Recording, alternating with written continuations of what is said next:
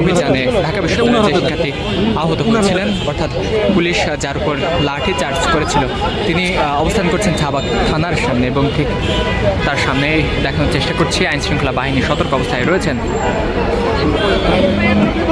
মূলত গতকাল রাতে মাদক বিরোধী অভিযানে সোহরাওয়ার্দী উদ্যানে পুলিশের লাঠি চার্জের শিকার হয়েছিলেন ঢাকা বিশ্ববিদ্যালয়ের এই শিক্ষার্থী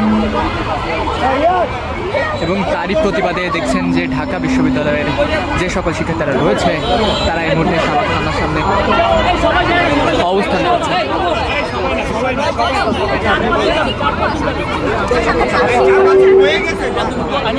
এবং তাদের একটি প্রতিনিধি দল চাবাকের ভিতরে ঢোকার চেষ্টা করছে।